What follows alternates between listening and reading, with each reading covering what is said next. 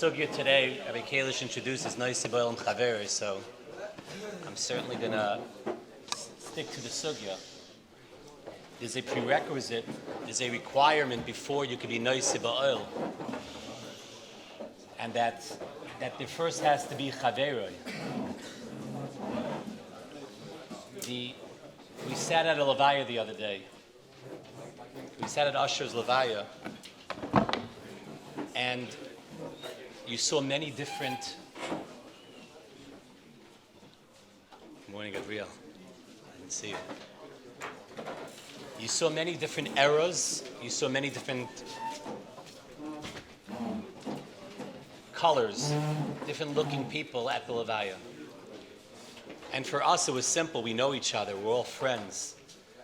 I felt very much by the Levaya that from anyone there was no down l'kaps. There was no judging. There was no struggle of being down l'kapschus. When you're in the face of emes, when you're in the face of death in this circumstance, everything else falls away. No one was looking at what someone else is wearing or not wearing. Klal Yisrael by not entire was ish echad b'leiv echad. But it doesn't seem that happened in difficult work beforehand. Because by all the other encampments, there was machlokes, Chazal tell us. And when they came to Har Sinai to get the Torah, it was ish echad b'leiv echad. And it's very likely, it's possible, that what brought us to ish echad b'leiv echad, realize you can't be ish echad b'leiv echad if you don't have differences. We have to first have differences. We're different from one another, and therefore there's room for judgment. Am I right, Chaim? Like, it's possible to judge because we are different. The ish echad b'leiv echad says, put that aside because it's unimportant, and let's be together, let's be ba'achdus. And Torah, Yiddishkeit, HaKadosh Baruch Hu allows us to do that. It reminds us that there's something way bigger, and why do we care about the nonsense? Why are we judging? Why does that make a difference? Let's put that aside. An environment that breeds that. We're Zaycha, all of us, we. And another fascinating thing when we talk about Usher is that I would assume that 60-70% of the people here right now did not know Usher. And I've seen yeshivas, I've seen when an alumni is going through a tzara, when an alumni is nifter, then they take the group that is connected to that alumni or the Rabbeim and they do something, but the whole yeshiva, they're not going to bother the yeshiva with that. I can't even finish the sentence here, it's so hard to say. But there's no such thing. Every single person that ever walked in here, Bacher, Rabbeim, anyone that's connected is present and future. There's no past, there's no alumni. Even that word is a funny word to use in a yeshiva like this. It's not an alumni, it's always, it's current. That's the chaveroi. First is the chaveroi. And the chaveroi is something that's part of our blood if you're part of this yeshiva. We used to have to like try not to judge the other guy. Like, that was elementary school. That was like 10, 15 years ago where Kalish taught us not to judge. It doesn't even say that anymore. It's like, now I'll tell you the truth, my struggle is judging those who judge. I have to be down l'kavschus on the guy who's judging. Like what's wrong with you that you judge? And then I say, okay, him too, don't judge. He also has his tsar. Like, that's the... You say either he's been through a lot or he hasn't been through a lot. No, unfortunately, I don't wish anything bad on him, but like the Maisa, he hasn't seen anything yet, so he's gonna judge. We have to, but we don't have that, Baruch Hashem. That struggle we don't have. We have the connection. Unfortunately, when we started to understand, when we started to grasp the magnitude of the Meron Zar and realize that we know people involved, certainly, even if we don't know people involved, but we did know people involved. And then Usher, it wasn't a struggle of feeling the pain. That was not the struggle. What to say and what to do, as Avi told us, as Kalish told us, you have to be very smart and tactful and don't try to do so much. Unfortunately, we've learned those lessons in our lives here as well. And we don't want to have to use those strengths anymore. I'll tell you.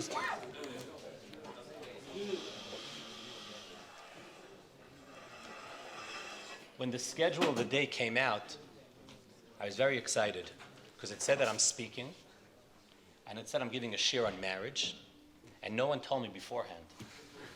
And I was like, okay, good, I accomplished something in this yeshiva from all the years that I was here. They still don't tell you in advance. And I actually thought of a lot of cynical things to say. You know, speakers, one of the things they do is they rip their topic.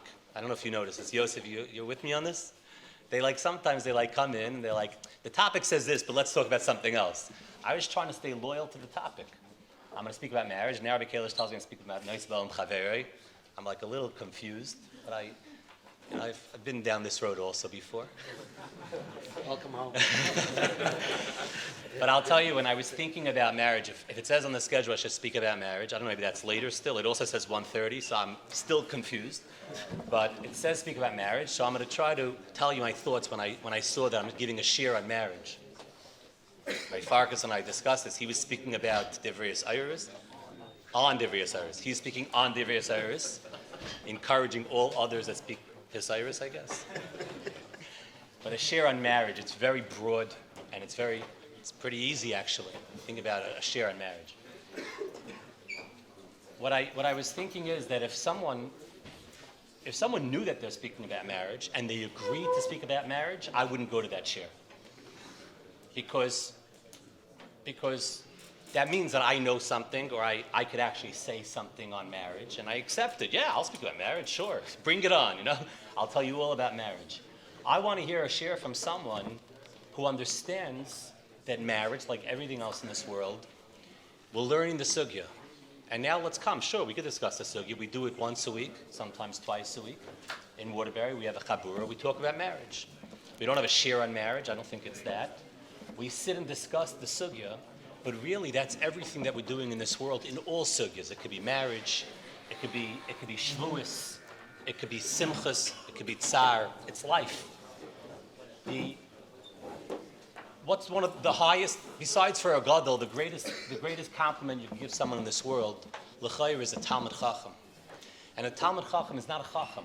He's not called a Chacham because he understands that he's still a Talmud, he's still learning. He's learning the sugyas. We call him a Chacham, by the way. We call them Gedolim. But they know they're Talmidei Chachamim. They know a lot, but they're always learning. They're learning from people, they're learning from Svarim, they're learning from life experiences. And that's who we are. We have the view sometimes the guy made it. I don't know, made it in different stages of our lives. Sometimes it's getting into yeshiva. Sometimes it's getting engaged. Sometimes it's getting married. Sometimes we feel about ourselves that we made it. And at every stage that we think maybe we made it, we realize that we have so much to learn. And there really is no such thing as making it. Making it is after 120, us knowing that we put everything in and we gave it our best. That will be making it one day. And others will say about us, hopefully, that we made it. They won't say about us that we made it correctly when we get married. They won't even say that about us when we make a bar mitzvah or make a chasana, because they might think it's not true. Because there's no such thing as then making it. You're only making it if you know that you're still learning. If you're a Talmid Chacham, to learn and to try to connect, to try to take everything that you've learned and gone through in this world, and now apply it to what's in front of you. So if you're married and you're zeicha to have a wife, and you're zeicha to Mir Hashem have children, if you're a Rebbe and you're zeicha to have Talmidim, you're a friend and you're part of a chabura, so then you're a Talmud. You're still learning. And hopefully through that you could take your experiences and share them. And that's what I wanted to share on the topic of marriage. I wanted to say that we're all Talmidim. We're still learning. We're learning from our experiences. A Talmud has a Rebbe. And it's important, and many of you are not married. Mir Hashem soon. Sometimes we say not so soon, but soon. Don't worry about the not so soon. I lowered my age also, Rabbi Kalish. Rabbi Kalish always said 20. I was like 23. I'm like, we're very close now. But he also lowered his age. He did. I'm sure he did. I tell the guy that's not what he meant. You're only 17. He doesn't mean married. He means. But certainly to have Rebbeim, and Rebbeim, I'm not saying a specific Rebbe, we all have Rebbeim. There's never a point that we don't share our lives with Rebbeim. Those that are staying close, those that are, I got a phone call when I heard the news that Usher was nifter. Someone called me And he said to me, is one of the chevra called me, and he wanted to make sure that I knew about it painfully, a very painful phone call for him. Most people avoid those phone calls. But we share what's going on with our Rabbeim. We share what's going on. There's nothing in our lives that we don't share. If we think we made it, we're married now, so how could I tell my Rebbe that I'm struggling with something in my marriage? Recently someone shared something with me he's married for more than 10 years, 13, 14 years, and he shared something about his life with me, and he said to me, are you disappointed in me? And I wish I had a lie detector test. I wish I was connected to something that he could tell how while he was speaking, my respect for him was going up and up and up. I was tearing up and I was crying, but I was crying from respect and pain. He's in pain, so I felt bad for him. But I wasn't disappointed one bit. I'm like, I have so much more respect. I don't know if he believed me. He may have thought it's just words. I was trying to say it in a way to make sure that he believes me. But my respect went up. You're choosing to face something and to deal with something that's so difficult for you. You're sharing it with someone you're close in age with. You're we're not 20 years apart. But to always share. We're zeicha to be part of a chabur in a yeshiva. And we have to continue. We can't take it for granted. Like Rabbi Kalish said before, Yisrael Moshe is someone that glues us together. Usher, I felt, was someone that glued people together. So many people felt connected to him. I remember when he was here, how he was big. He was a tall guy. He walked in. He had confidence, and people took to it. He had he grabbed you. You were like pulled to him. And it's, every one of us could be that when necessary, to be the guy that brings people together. We need chaverim at all times. We, Baruch Hashem, have a chabura, and then when something bad happened, we were able to deal with it because we have a chevra. We're not a chabura for bad things. We're a chabura for everything. We're a chabura for life, for connections. We should never have to look around and say, where are my friends? I haven't spoken to them in so long. So the noisei ba'ol could become the easier part once it's chaverei. The hard work is to have the chaverei. And that's the investments we always have to make. A day like today that Shmuel put together, Shmuel's another person that brings people together. With Zoicha, we get to learn also once a week together, Baruch Hashem, in a chabura. Shmuel was one of the miyastim of that chabura, and he always brings people to that chabura. And those are the lessons we have to learn from our Rabbeim. Our Rabbeim, younger, older, same age, all of our Rabbeim. Our chaverim, our Rabbeim, to make sure that this is not just the day. I'm preaching to the choir. That's the truth. We do hang out together. We do keep in touch. Of course, we could do better. Of course, we could do more. And we have to think who we missing, who's not in the chabura. Like Rabbi Kalish said before, looking around the yeshiva and seeing who's here, who's not here, making sure everyone's accounted for. We have to think back to our friends that we were together with, that we're not spending the day with right now. Who's accounted for it? When's the last time we reached out to him? Just send a text. It's so easy. Get together, go out to eat, say hello. The quick hello, they're so meaningful. And that makes sure that we're always chaveri. That makes sure that the chabur it's not just words that we're really close. We know it's real. We know it's true. It's everything that we have here. It's our blood. The last few days I've been spending time. Rabbi Madlinger and I have been schmoozing, Rabbi Snicky, Menachem Wiener over Shabbos, and we've been talking, and we were saying to ourselves, what can we do better? And we have to say those words. We can't say we're good friends.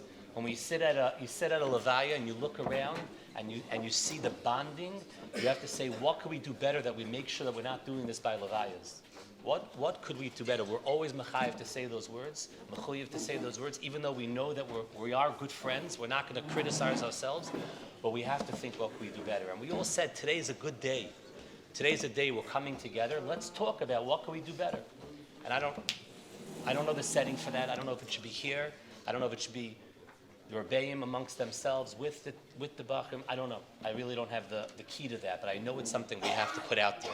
And we have to think, what can we do better? Not only alumni events, not only official get-togethers, but constantly thinking and with some type of methodology that it's not just who I felt today. Yeah, we've all been reaching out to different people, just saying hello, a name you haven't seen on WhatsApp in a while, you make sure to reach out to, you say hello, but it's not enough. It's good, but it's not enough.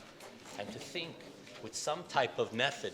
What can we do better to make sure that we continue to build the successful chabura, the successful chaveri that we have, and make sure that the noisei ba'ol is not only bitzar, that it's noisei ba'ol in all areas, in simchas, in stam, just connection, and unfortunately, chas v'shalom, like today, like when we're talking about a tzara, that we know that we're there and we're thinking about the families, we're thinking about the neshama that we could still do plenty for, and we're thinking about the chaverim that are b'tzar as well.